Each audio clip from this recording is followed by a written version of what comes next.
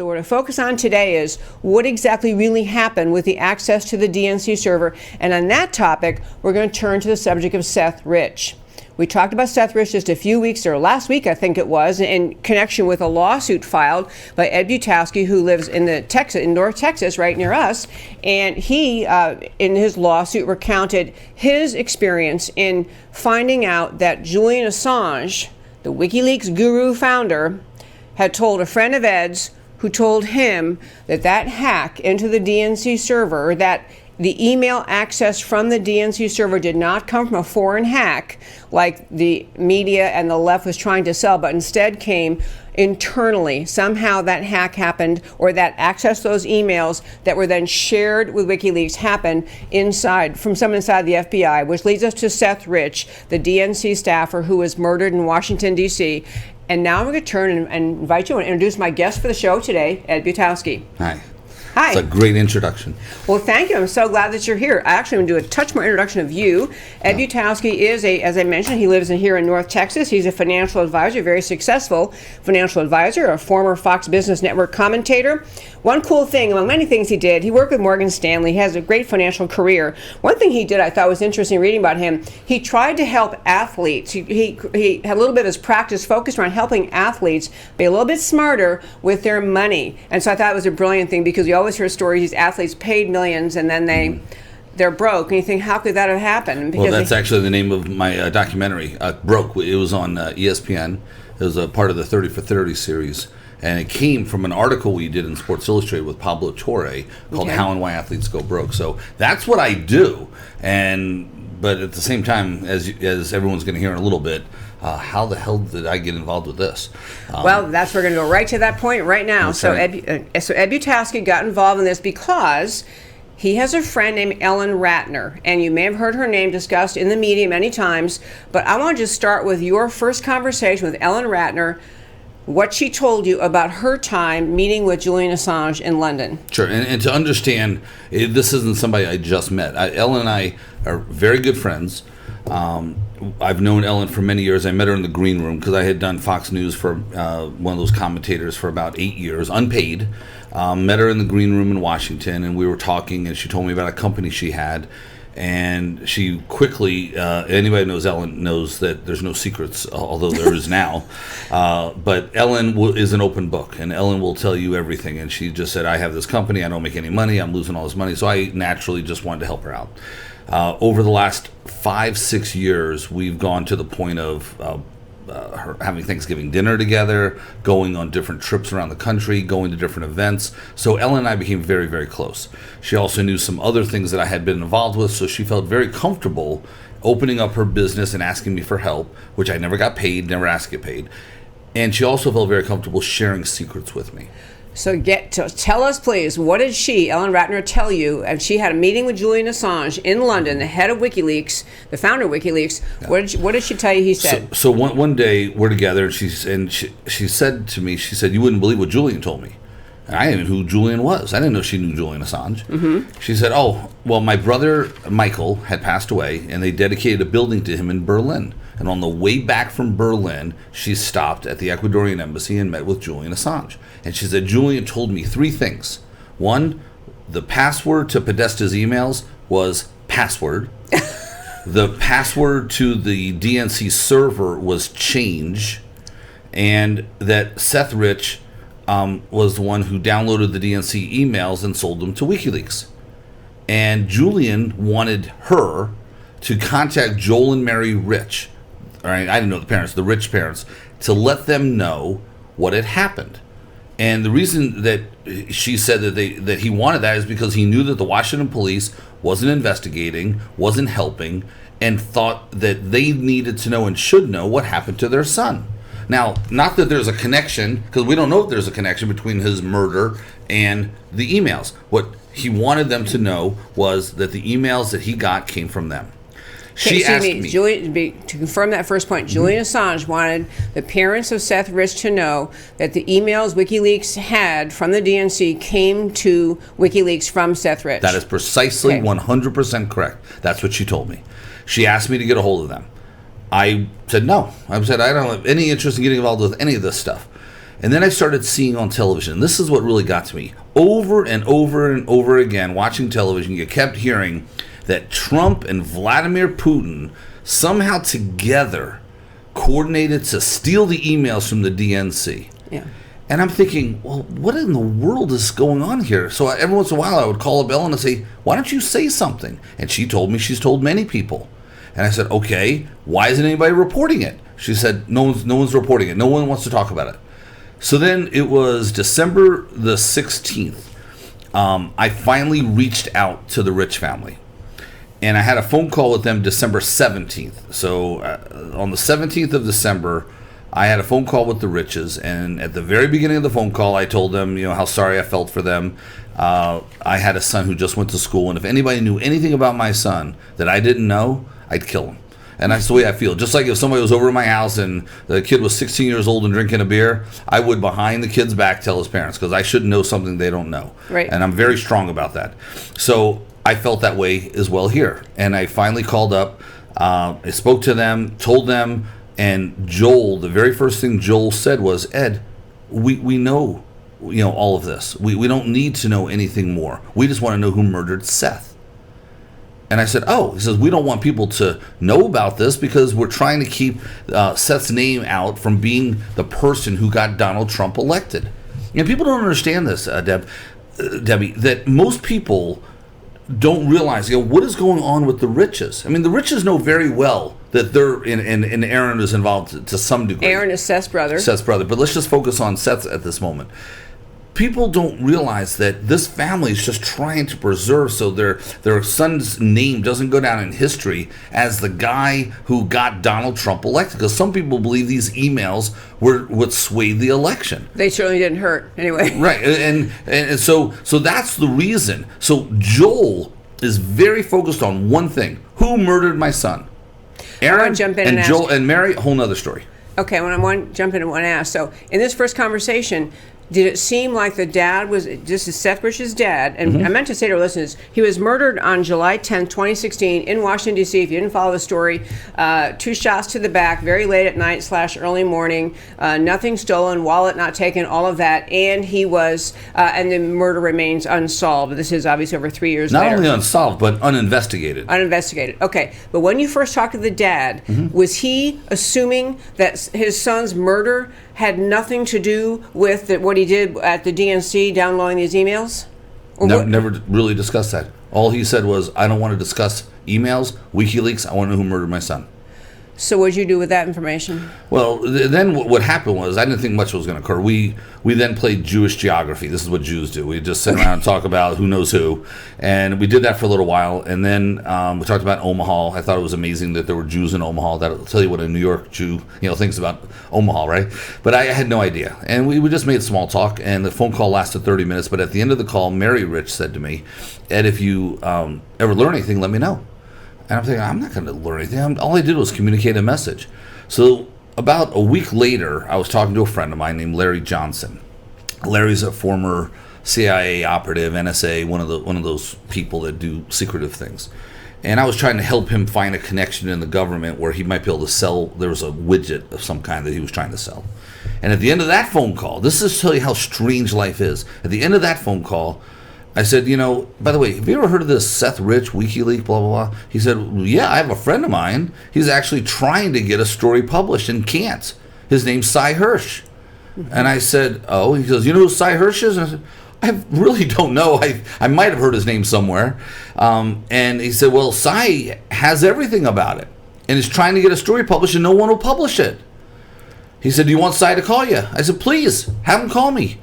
So one day I get a phone call, and this guy's talking really fast, but he's calling me to share information with me. And all I care about at this point is I can get some information and share it over with Joel and Mary Rich. So as he's talking so fast and my handwriting is so bad, you can see right here how bad my handwriting is. I just hit voice memo.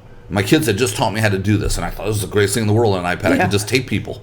So I taped him. And he just went on and on and on, talking about the FBI, talking about the FBI file, talking about what is in the FBI file. About Seth Rich. About the emails and what he went through. And anybody can go right from this YouTube channel and go right over to Seymour Hersh or go to a site called debunkingrodwheelersclaims.net. There's 2 recordings there. One of them I redacted my voice completely and redacted something Cy said, because Cy is not very kind to some people. But then the whole version is up there also, about 26 minutes. And anybody who wants to listen to it can listen to it. And I've never said anything negative about Cy Hersh. Cy Hersh goes around saying things about me, and he should only say what a jerk Ed Butowsky is for taping me. But I've never said anything else. Okay, but so we don't. So what did Cy Hersh say in relation to the FBI file about Seth Rich? Was he aware that there was some acknowledged that the FBI knows that Seth Rich was the one who got the? Have you listened to it? Halfway through, I honestly had to get ready for the show. But you tell me. Give me yes, the answer is yes, absolutely. Not only that, he talks about how many emails. He talks about the actual emails themselves, how much he was asking, how he was going to get them to him through a Dropbox. This is not a secret. The problem is people don't want, as you said in your opening, to admit what has happened. But what happened was real simple. That one little part of Russia and so on, that the Dems and the liberals and whoever the deep state wanted to blame on the Russians and Trump didn't happen.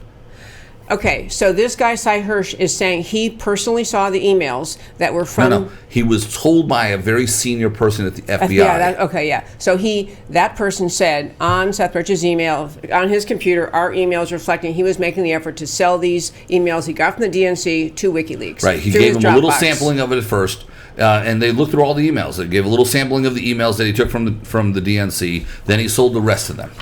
Okay, I want to quick go, Matt, the extremely wonderful producer. We have a quick clip I want to play. This is Julian Assange on August 19th. And again, Julian Assange being the founder of WikiLeaks. I want to play a quick clip of an interview that he did related to Seth Rich. WikiLeaks never sits on material. Whistleblowers go to significant efforts to get us material and often very significant risks. There's a 27-year-old works for the DNC who was shot in the back, murdered just 2 weeks ago for unknown reasons as he was walking down the street in Washington. So that was just a robbery, I believe, wasn't it? No, there's no finding. So what are you suggesting? What are you suggesting? I'm suggesting that our sources take risks, and they become concerned to see things occurring like that. But was he one of your sources then? I mean, we don't comment on who our sources are. But why make the suggestion about a young guy being shot in the streets of Washington? Because we have to understand how high the stakes are in the United States, and that our sources are, our sources face serious risks. That's why they come to us, so we can protect their anonymity. But it's quite something to suggest a murder. That's basically what you're doing. Well, that others have suggested that. We are investigating to understand what happened in that situation with Seth Rich. I think it is a concerning situation. There's not a conclusion yet. We wouldn't be willing to state a conclusion, but we are concerned about it. Okay, the reason I wanted to play that is because this interview you're watching with Julian Assange, the founder of WikiLeaks, was August 9th of 2016. It's just not even a month after Seth Rich's murder. So if Julian Assange did not get those emails from Seth Rich, why is he talking about it? And you can hear the questioner saying, why are we even talking about this? So it's one form of independent verification that even Julian Assange is trying to tell people, hey, I got these from Seth Rich. Now let's go back to you, Mr. Butowsky. So you have this information. You've talked to Seth's parents. They already knew that their son was doing this. You just want to find the murderer. You eventually hired an investigator to try to figure this out. Is that right? Well, let me make a point based on that video. Yeah. Anybody who doesn't believe that Seth Rich sold the emails to WikiLeaks doesn't want to believe what's right in front of them. I mean, we're sitting here playing around with this because the press, which hopefully we'll get to, hasn't decided to investigate and report on this. But Julian Assange, and I know this for a fact, I know 100% certain, I'd sell both my kids Actually, I probably just tell my kids anyway. But I would put my kids up. The emails were sold by Seth Rich to WikiLeaks. He did it through different channels. But that's what happened. So let's stop playing games around here. But that's what everyone is doing. And they're doing that because they were trying to find a way to get Trump out of office or before he got into office. And that's what this was. That's what this whole thing is about. But let's stop playing games. That's what everyone's doing, and it's really annoying. Well, I'll tell you why they're playing games. To go back to my point a moment ago, I think, which is if people accept that Seth Rich gave those emails to WikiLeaks, then they believe they are agreeing that there's some implication that somehow the DNC or someone connected with them was responsible for his murder. They don't want attention on the murder, and that is why they're saying, well, they just want to keep the story in the public's mind that this all had to do. That could be, and we all hear different things. I have no idea who murdered Seth Rich. I have no idea any of that, and quite honestly, I didn't ever expect to get involved with this thing. But since I'm in it, and everything that's happened to me since, which I hope we can touch on, I'm not backing down. I'm sitting here right now and telling you. So you asked me a question about hiring somebody. That's not what occurred. After I sent the audio recording to the Riches, I was very upset that they didn't thank me. Okay. You sent the audio recording of Cy Hirsch? Of Cy Hirsch, I'm sorry. Once I sent the audio recording of Cy Hirsch, they didn't thank me, and I just thought that was rude. I just thought, I could not believe that I sent, I got this guy, and I got him something that I thought would be helpful, and you would expect, if they were being very honest, Mr. and Mrs. Rich, they would have gone out of their way to thank me profusely, because when you listen to that, there's a lot of information that would help them understand what possibly happened or what their son was involved with. So, I called them up about 3 weeks later. They said they acknowledged they got the file, but they never said anything more. And 3 weeks later, I said, hey, how about a nice thank you? How about an attaboy or something, okay? Because it just seemed weird. And they said, yeah, we got it. I said, was it helpful? And they said, not really. And I'm thinking, how in the world could that not be helpful? They were like, no, it didn't really tell us anything. I'm thinking, it told you everything. It didn't tell them who killed their son. That's their point. And that's the point, okay? And I'm happy you picked up on that, Debbie. So then I said, why don't you hire a private detective at the end of the conversation? And Mary Rich said we couldn't afford one. And I said, I'll pay for it. Now, I never intended to say any of those things. I just called because I was weird that they didn't say thank you. And instead of saying what normally would happen, oh my goodness, Ed, that is so nice of you to offer. We could never accept. We barely know you. That's what's supposed to happen, all right? That didn't happen. What did they say? Thank you. And I just went, oh my goodness, what did I just do? What did I commit to? And I couldn't say, hey, I was just kidding. So I interviewed 7 different, as opposed to this nonsense lawsuit that came at me, which hopefully we'll have a chance to talk about. I interviewed 7 different private detectives. Found out that if you want to hire a private detective in Washington, it's going to cost you between $150 and $250 an hour. So I eventually had someone refer me over to a guy named Rod Wheeler. And I texted with Rod, and we spoke. And Rod, I will tell you, nice guy. All right, everything fell apart later, but great guy. Actually, he's a nice person. Did a good job. I mean, I don't know how to compare because I've never had a private detective before, but uncovered a lot of stuff, and a lot of that stuff is at debunkingrodwheelersclaims.net. But he worked.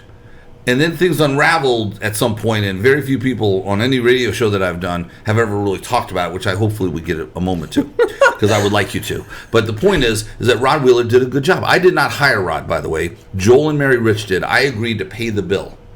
Okay? Yeah. I never got a bill. I gave Rod $5,000 right at the beginning, but not to work. He was dead broke. And he needed to pay his bills, and I said, here's some money. And I'm not a rich guy, as opposed to what everyone says in the press. I'm far from a rich guy. But I gave him some money because I felt bad for him. He started working after Joel and Mary Rich and their son Aaron, and the wife, Aaron's wife Molly, negotiated a contract, and I include her because she's an attorney, and that's the fax machine I think they used going back and forth. Eventually, they came to an agreement on March the 14th. It was March the 14th, 2017. And that's when they agreed. But way before that, Rod had already started working. He knew lots of people in the homicide department. And I thought he did a fine job. until he screwed everything up on May 15th. Okay, we will get to that, but I do want to add, because the point, I want to try as much as we can to litigation and all that, but I wanted to get a couple of points really clear. Number one, so here you have Mueller looking into the entire Trump-Russia collusion. Many people in America, if you ask them what got that started, oh, because the Russians hacked into the DNC server. That's what most people would say. So I want to ask kicked it off. So during the entire course of Mueller investigation, did anyone from the Mueller investigation reach out to you to ask you about your interaction, about Ellen Ratner, what she said to you, what you said to the Riches? No, what's ironic about it is I called them and offered myself up. But I'll tell you, every time a black SUV drove by, I kind of got a little scared. There's a lot of black SUVs in Dallas. Yeah, there are. So you called to offer what you knew. Oh, absolutely. They said no, thank you. No, nobody ever got back to me. Okay, how about anyone from like the D.C. police, any federal or state agency? Anyone ever come to find out what happened? I called Joey Dellacamera was assigned as the detective in Washington. I called Joey, I would say 15 times, never had a phone call back. Chief of Police Newsom called him, never heard back from him. So they just didn't really want to hear what you were having to say, apparently. In fact, you're the only person who will talk to me. Well, I tell you, I'm into truth. That's at the end of the story. I want truth. I want justice because they matter. So your friend Ellen Ratner, who is the one who had the conversation with Assange, she told you what Assange said, that he got the emails from Seth Rich. Do you think the FBI ever reached out to her in the course of the Mueller investigation to ask her? No, because nobody knew about Ellen until this bonehead, and I told you I wouldn't use bad words, but bonehead's not a terrible word. It's okay. Okay. Guy named Isikoff. Until Isikoff, a bonehead who says he's a reporter who's got no morals in reporting, he outed her. And when he outed her, she then said something that wasn't true. She said, she never told me that. Well, we now see videos and audio all over the place where she did. She said she never, I didn't even realize she said that. But I'm going to go quick. Yep. We have the wonderful Matt. We have a very quick clip of Ellen Ratner, just a quick short clip of her.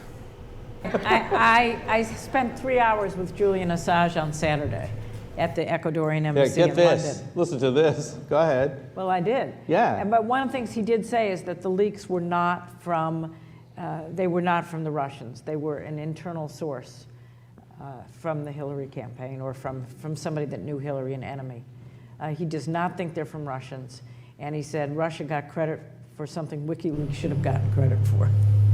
Wow. Okay, that was Ellen Ratner, the same one we're talking about, who spoke to Ed Butowsky, a good friend of his, and told him that Julian Assange said Seth gave him the emails and to please ask, or Assange wanted Ellen to go talk to Seth's parents, but instead she asked Ed, and he did that. So you have Assange bizarrely interested in the Seth Rich murder. Not even 4 weeks later, you have Ellen Ratner saying, that Julian Assange told her the emails didn't come from the Russians. And then the third quick point on Julian Assange is he actually put out an offer, a reward, whatever it was, $25,000 for any information about the murder of Seth Rich. Well, if Seth Rich wasn't the source of those emails, why would Julian Assange possibly do that? Now back to you, Ed. Okay, so I want to keep making this point because I am very bothered that people don't want to know what's true. And I'll tell you, it's gotten to where in media, it's become the cool thing in media to roll your eyes about Seth Rich. Oh my gosh, are you still in that story? We've all moved past that.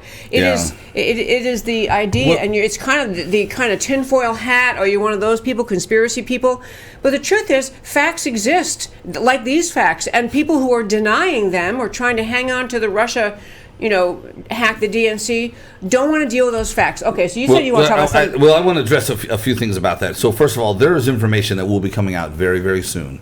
That all those people who rolled their eyes, they can keep rolling their eyes, and they can roll their eyes to the unemployment line because because they're denying. It's almost media malpractice. I mean, if these people are reporters, which most of them aren't, they're doing a terrible job. Let me make an example. A guy named David Weigel. I have no problem mentioning his name and telling you exactly what happened. I called up David Weigel at the Washington Post. He's a senior person there. He also was named, by the way, as one of the leakers of something had happened. I can't remember the whole story, so I got to be careful. But what I don't have to be careful about is what happened with me. I called him up, and I went through everything that happened. And he said, Ed, that is absolutely amazing. I said, well, write it. Because nobody would write anything that I had to say. I said, write it. He said, well, let me run it by Brad. And I said, Brad who? He said, Brad Bauman. And I said, why do you have to run this by Brad Bauman? Well, Brad Bauman was a DNC crisis management person. He was a public relations person. And David Weigel said, we have to run everything by Brad before we print it on this subject. This is the Washington Post. On the subject of Seth Rich. On the subject of Seth Rich. They have to run it by a DNC person. They have to run it by a DNC person. Then I called up the New York Times, Emily Steele. She wrote something. I asked her, here's more information. She said, they told us we can't write about it anymore. CNN, after I was on with Cuomo, and they said, Ed, send us the information. We'll have you back on. I call Cuomo, probably once every 2 months. I send emails. They say, we've moved on. We have no interest in the story. I can go and then Mediate. The other day, I got a call from a really nice guy at Mediate, gave him all this information. I've called him a couple times. He said, no, we're not writing anything on it. Why aren't you writing anything on it? Because the truth goes against this narrative. The narrative, right. That these liberal, deep state, whatever the hell you want to call them, are trying to support. But the truth is what we're talking about.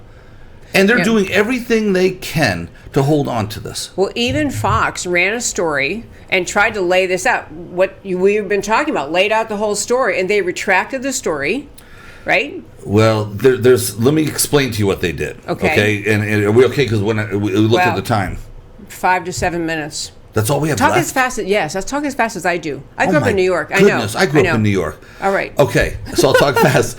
So when the story came out, Rod Wheeler read it. He read a quote that said, I have seen and read the emails between Seth Rich and Wikileaks, said a federal investigator. Rod Wheeler, such a fool, thought that was him. It wasn't him. It was somebody else that Malia Zimmerman had. He went out and went on television and said, Fox misquoted me.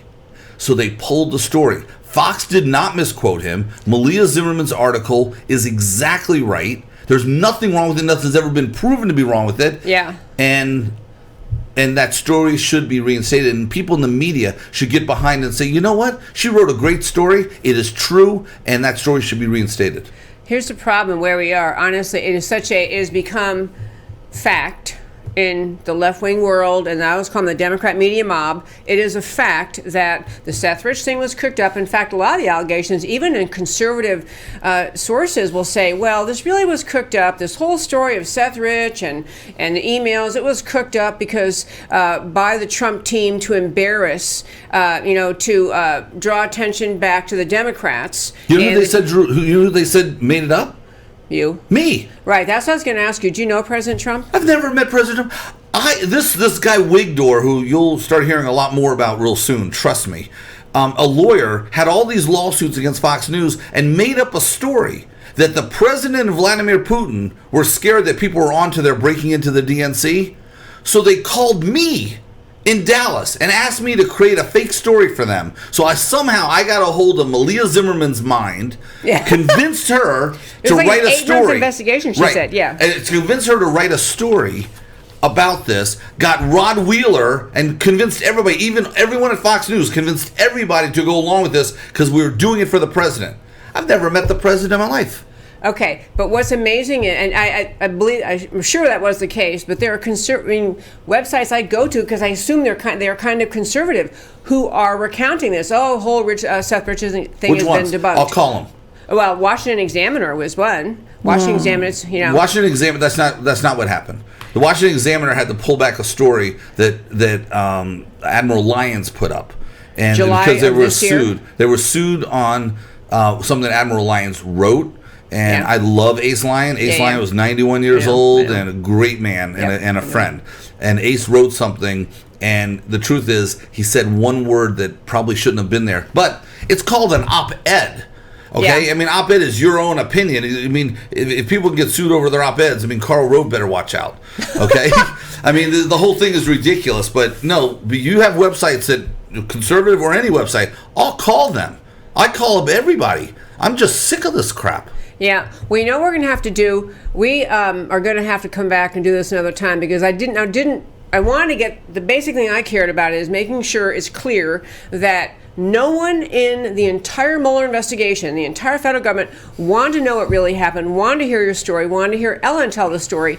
And people got just railroaded into thinking that it was kind of like the virtue signaling smart crowd. Well, everybody knows now this, and so everyone knows. You roll your eyes about that. So I don't know how this will, but I am very troubled. Number one, everyone should want justice. The goal of our system is justice. It is truth. It's finding truth. It is not humoring the narrative. I think the American left, which I include pretty much the entire media in, they want nothing, they can hardly stand the idea that Seth Rich murder might somehow be looked at from the perspective of, oh, so he was the one who gave the emails from the DNC. Right. And once he's that, well then, obviously DNC, somebody on their side had a motive for his murder, which is unsolved. They just can't stand that publicity, so that the easier thing is to default or backpedal into saying, this is silly, this is some guy cooked it up. So, Ed, we're going to have to finish this, and we're going to have to finish another time, Ed Butowsky. We're just going to have to do that, because I got to hit one more quick story, okay? Really Absolutely. Fast. You can sit right there.